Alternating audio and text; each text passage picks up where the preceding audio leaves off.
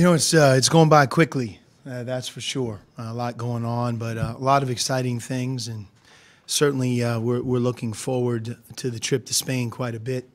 Have been for some time, and I know all of our players are.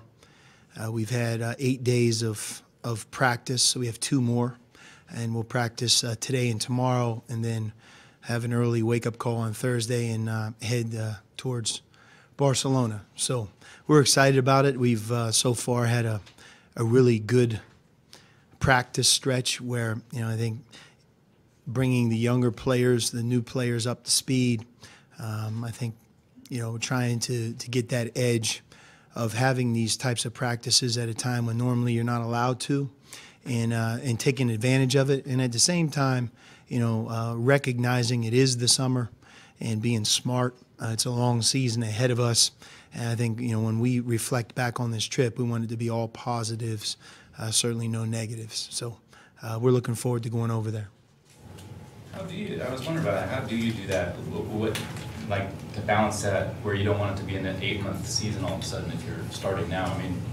But you also want to get some things across for the guys. Well, first of all, we're lucky. We have a big group, and we have everybody. We have our walk-ons are here, everybody except I think Tyler, who's back home doing an internship, and then we have our incoming class, Chase Jeter, who won't be able to play next year, but is able to be a part of this trip, with new legislation, and then the returners. So we have a group of about 16 or 17. So from that perspective, it's not like we're trying to practice with 7 or 8 players, and everybody's going on the trip. So we've been at full strength, but we haven't gone as long. We've practiced and done the same things that we normally would do in early October, late September. It's just the length of time. We haven't stayed out there, I don't think, anywhere close to 2 hours, maybe one time close. Most of the time we're out there an hour and a half to an hour and 40 minutes. And prior to these 10 practices, we did everything in the summer as if this trip was not going to happen. So, it's not like we changed the script the entire year. Our players pretty much are going about what they would normally do, the only difference being these last 11 days leading up to Spain, and then obviously the 9 days that we're there. And that's why we're only playing 3 games. The 3 games, it's not really about trying to go 3-0. It's more about getting game experience. It's nice to play games, but I don't know what the competition is going to be like. I don't even think that's our end game. If we're playing a great team and we lose, we're playing a bad team and we win by a lot. That's not the purpose. The purpose is to get the camaraderie built, the familiarity with each other, these practices plus the trip. And then when you're going to a foreign country, we have a lot of players who haven't been to Europe. We have quite a few who haven't been to Spain, most of them. So from a cultural experience, it'll be an opportunity for them to learn and see a place that they normally would not have that chance to see. What are some of the sightseeing visits that you're going to go on as a team when you guys are there? I don't have the itinerary completely, but I do know that's a part of it. If you do the math, we're going to travel over for a day. We're going to travel back for a day. That leaves 7. We're going to play 3 games in those 7. I think one of the other days we'll have a practice just to kind of get both feet on the ground. But we will only have 1 practice, so there'll be plenty of free time. So I think almost every day, even a day of a game, we'll have an opportunity to see some part of Spain, Barcelona, and then Valencia. Can you talk real quick about the camaraderie or the chemistry that you'll develop now that probably you wouldn't have been developed in the past, and the importance of it? Well, team sports, that's it. Chemistry, right? Culture, the older players developing leadership skills, the younger players being willing teammates, listening to those that have done it before. But the one difference in what we do now than ever before is, we lose almost 50% of our roster from one year to the next. First day you walk into the gym and see this year's team, it looks funny because there's so many new faces. So with that, having the opportunity for everybody just to be around each other in the summer, away from the pressure of the season. All of our players are currently enrolled in 1 summer class, so they have more time, not 4 or 5 classes like we'll have in the fall semester. So whether we even try to instill anything, they're just around each other a lot more than you're in the practice structure. You're in the locker room. You're going to travel. and then you're going to be a part of the game experience. I would like to think when we return that we will clearly be ahead of the game in some of those ways for no other reason than that our team has just been forced to be around each other for an extended period of time. And normally it would be a time where none of us would even be in Tucson. You know, right now, as summer 2 ends, basically in the next couple of days or even over the weekend, all of our players would have gone home for the next 14 days leading to the beginning of the school year. So the fact that we're together is something I think that we're going to take advantage of, and I want our guys to have some fun. I don't want it to be just all basketball, all practice, because that would defeat the purpose of the trip too. Do the guys go, do some of them go home for a few days after, or you guys all come back here when the semester? That's the trade-off because of how early school starts on, I think, August 21st or 22nd is when the first day of school. And we're going to pretty much have a couple of days, but for the most part, our guys will go right into the beginning of the school year. You know, my hope is that on one of those weekends, fall break weekend, you know, we will do things so that each of our guys has at least a short window to get home before we get going in October. What's been your impression of the newcomers through 8 practices with them?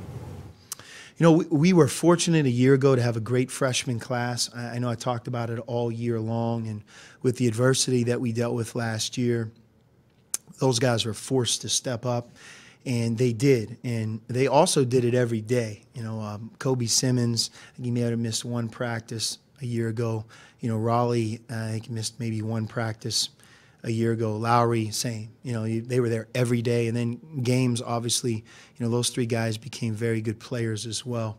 And they were mature beyond their years in terms of their responsibility and really their level of play. You know, this year's, I think, one of the best classes that we've had. We have a great group of kids. They've done a really good job in school. They've done an excellent job of trying to figure out how to be a part of Arizona, how to be a part of our basketball program, listening to those that are older, guys like Duson and Parker who are seniors.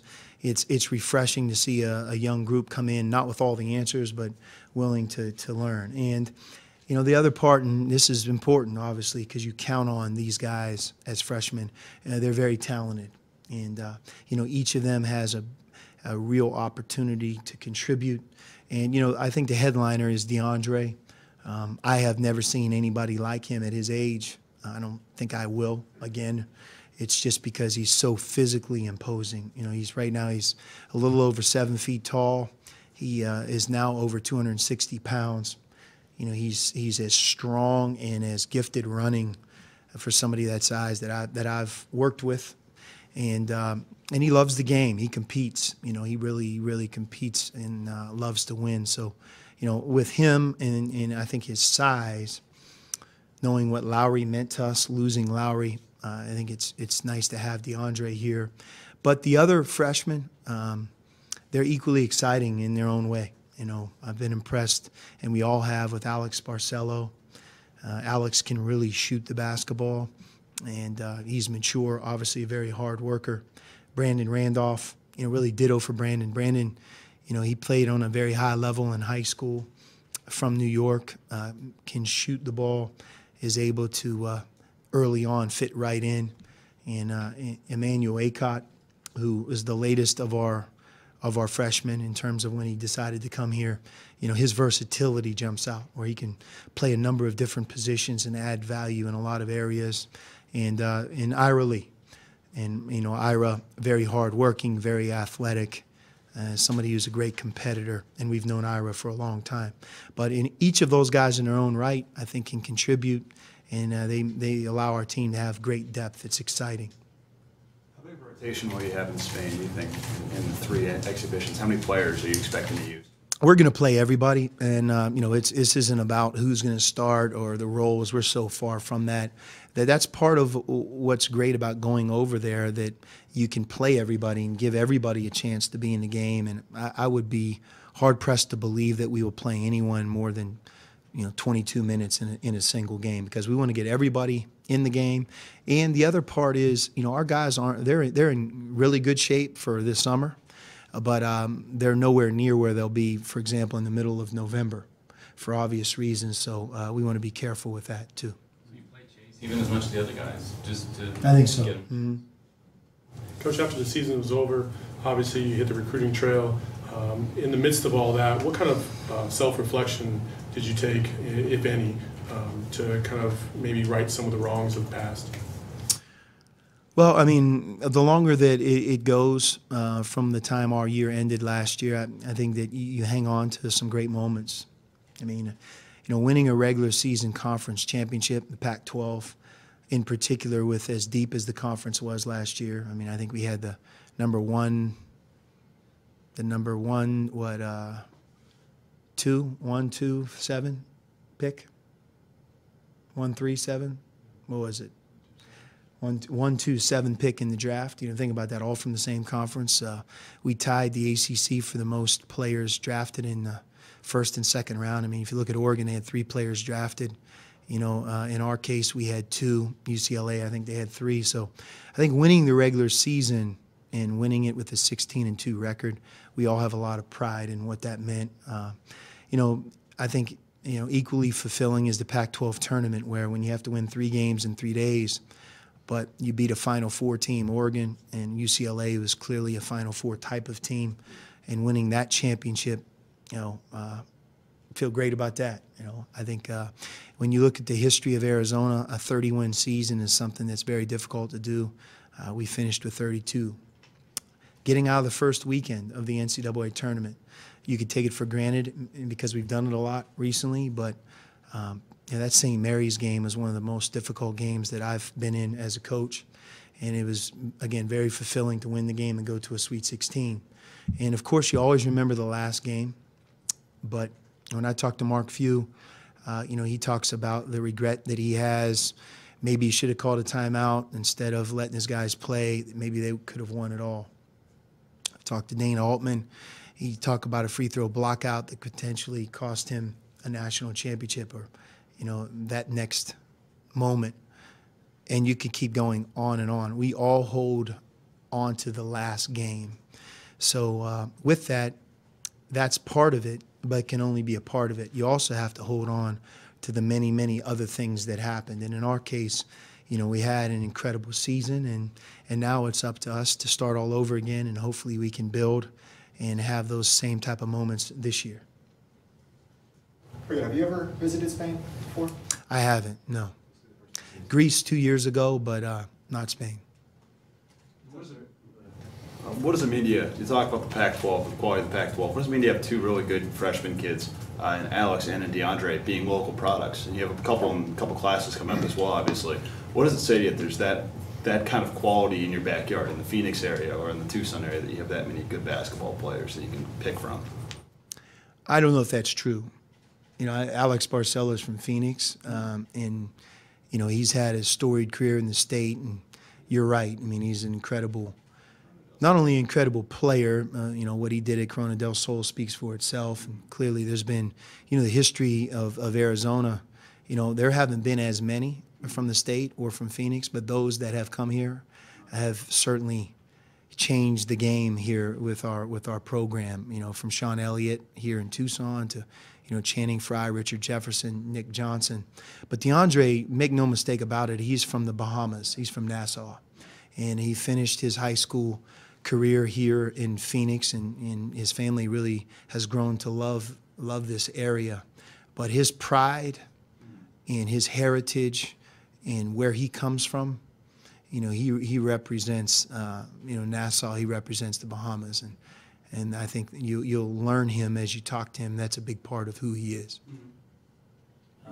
You touched on some upperclassmen returning and mentors and everything like that. Has anybody stepped up as a bona fide leader amongst the whole group, kind of taking over the role as a mentor to the younger guys that are coming in? Not yet. I think with this year's team, like some of our recent teams, at the beginning especially, your best players tend to be your leaders. Especially how college basketball right now is wired, where a lot of freshmen are starters and have prime roles more now than ever before. But Parker Jackson Cartwright is a senior. He's played on 3 of our previous teams. All 3 were in the NCAA tournament. 2 of them were 30-win seasons. He's been through a lot of practices, a lot of big games, and a lot like Kadeem Allen. I know he wants to put his big stamp on his senior year. So the fact that he plays the point guard, he's a senior, I think that makes him certainly one of our leaders, and really ditto for Dusan. You know, Dusan, in a quiet way, has really become a better player each year he's been here. And I think his quest is to have the finest year of his career as a senior. Graduate, both guys will graduate. They've been through a lot. So two of those guys, it's nice to have the luxury of seniors. You know, Kadeem Allen, you guys watched it a year ago. Who would have ever predicted that he would have become the natural leader that he became, you know, when you met him for the first time? And the first time that I saw Kadeem in public, we had a charity event, and he actually forgot his name. He was so nervous, and he laughs at that today. But 3 years later, if you put him in front of a camera, you watched him interact with our team. You know, he's one of the. You're really proud that he graduated from Arizona and did what he did. He's just a phenomenal kid. But it's kind of what college is all about, where you grow, not only as a player, but also as a person. And you know, Parker and Dusan represent those same qualities. And then you know, Alonzo and Raleigh, they had a chance to leave here, and they didn't. It was their choice, and they came back for all the right reasons. They too want to have a tremendous year, and they want to go far as a team. So those guys as well. So I named 4 players, and I think at the beginning especially that's how it'll be. We're lucky, though, that we have 4 returners like that on our roster. I think that will help our leadership. You went to the Bahamas in 2012. So comparing it to this trip, did you have any takeaways from last trip that you can apply this year in terms of coaching techniques or keeping players fresh throughout the year?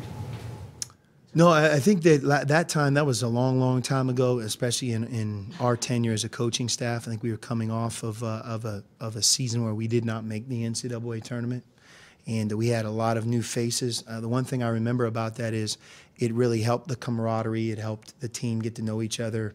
Those that have never been in college before, you know, they learned the value of practice, and we were able to, I think, get off to a really good start that season.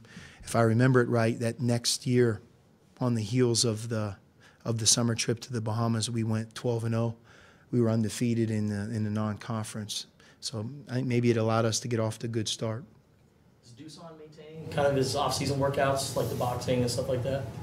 Yes, he went home for the longest period of time since he came here, just because he hadn't been home a lot. It was nice to see him stay home as long as he did, but while he was home, he worked very hard, and he came back at the beginning here of summer too. But he's in great shape. He's healthy, and he's one of the hardest workers we've ever had, and that continues. So do you take this trip and you come back, and when you return to start again, do you kind of scrap what you saw, or kind of use that to build for you know, October or whatever, November? How do you? No, I mean, I think, you know, most importantly, the concepts that we're putting in place with our team and the things that we're introducing and covering would be those that we know will be a part of this year. You know, so with that, the repetitions we get in practice, everything that we talk about and learn on the trip, that they'll have carryover. And when we rejoin each other here in the fall and begin to practice again after the trip, that we can almost pick up where we left off as opposed to reinventing something. But as oftentimes is the case, you learn more about your team when you're around them. And maybe some things right now that we think are true maybe aren't. But that's, again, the value of a trip like this. You learn a lot about what you have. We already have. And we've practiced 8 times already, so I think we all have a much greater familiarity with our team, strengths, weaknesses, some things that we believe in that maybe we would have before things began.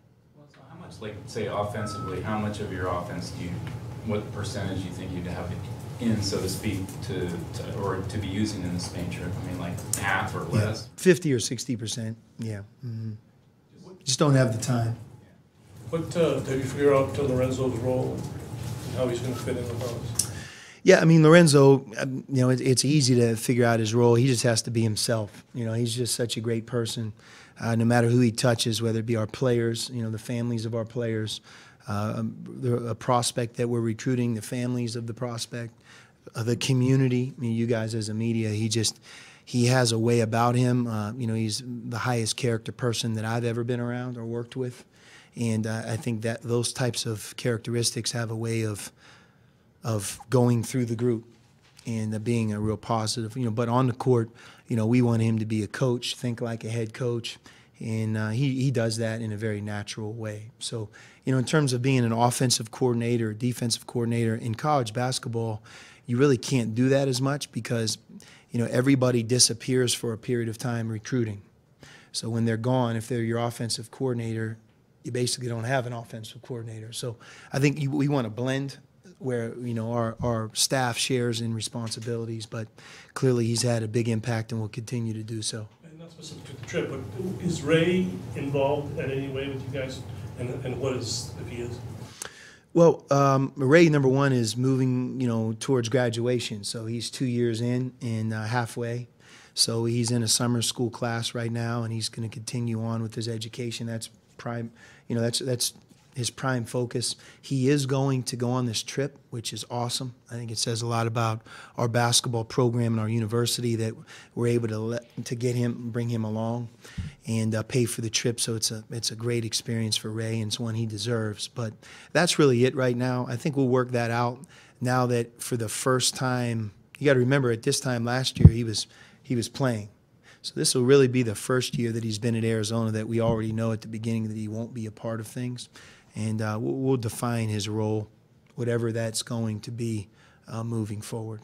He'll be around some form, like some manager type duties? He'll be around. It's difficult to go to practice because sometimes for him it's more important that he takes a class and he doesn't have to worry about blocking his schedule off between a certain period of time.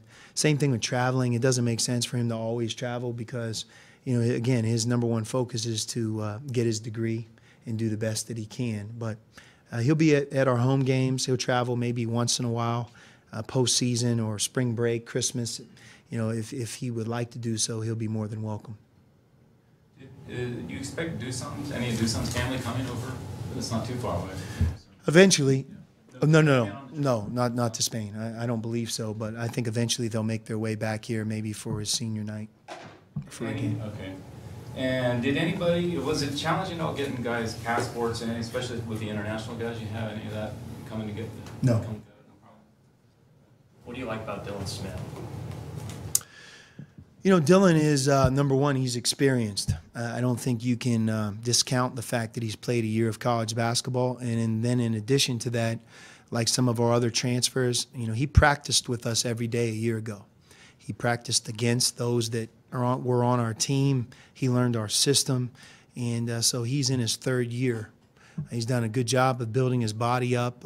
Academically, he's really done a great job getting both feet on the ground and moving, you know, towards his degree. So, you know, again, you talk about depth and experience, at least during the last several years, I feel like if something could happen, it did. If the unexpected is supposed to be expected, that would be right, because a lot of different things have happened to our program, injuries, guys leaving the program, and it's just the way of the world. You can never have enough quality players, and, you know, Dylan adds to our quality of depth. In May, you were mentioning a couple guys that you think could play point guard. You didn't mention him. Do you see him more as like a 2-3? Yeah, right now, I mean, that could change, but right now I don't really see him there. You know, I think we have a point guard in Parker. We have a point guard in Alex Barcelo. We have the ability for Emmanuel Acott to shift over there and play. And then, you know, Alonzo Trier, especially as a junior, could always fill in, and he did that, you know, at times when we were in foul trouble a year ago. What are your thoughts on Kyle Fogg's success? You know, it's awesome. I mean, anytime one of our former players does great things, you know, it has tremendous meaning to our current program. And, you know, Kyle is the ultimate underdog. You know, he wasn't recruited here until very, very late in the game. I think he made a summer decision and then carved out a role. I didn't recruit him. Our staff didn't recruit him. But it feels like we did, because he played for us for 3 years. And the transformation he made in those 3 years is remarkable. You know, at the end of his time at Arizona, he was one of our best defenders that we've had. And I still look back and say that in his senior year, although his team that he played on wasn't as talented, the role that he had, and I think he was all Pac-12, all defensive team. He was well on his way to having a professional career. But unlike like some guys, unlike others, I mean, he's continued to develop. He's a better player now than he was when he played here, and that's really to his credit. But just looking at the success he has, the amount of money he's now able to make. Even when he started in Europe, I think he started at the lowest level, making the least amount of money. And if you look at his upside, it's amazing. But he's here right now, and every summer since he's left, he's at least come back for a week, 2, sometimes longer. But while he's here, you feel his presence because he's always in the gym. So he's an incredible worker and a real tribute to our university. Take the guys out to lunch after winning the thing. I think Kyle's pretty frugal. He's not taking anybody to lunch. He keeps his money. At this early date, I was just wondering, what's your expectations for your fall recruiting class, and how many guys you might look to sign in November? We've signed 46 players to the national letter in 9 recruiting classes. So we've gone really an average of 5. That's trending upward. I would say that we will sign a minimum of 5 players by the time we get into the spring, but I would say probably 6, maybe 7, and that's just the way it is. I wish it wasn't. I think there's a lot of coaches and fans and everybody associated with college basketball that wishes maybe the turnover wouldn't be like that, but that's the way it is. So 6 or 7 altogether. I'm just wondering, like, commitments, guys that might sign in November. I think we'll sign 5 players in November if we could pull it off.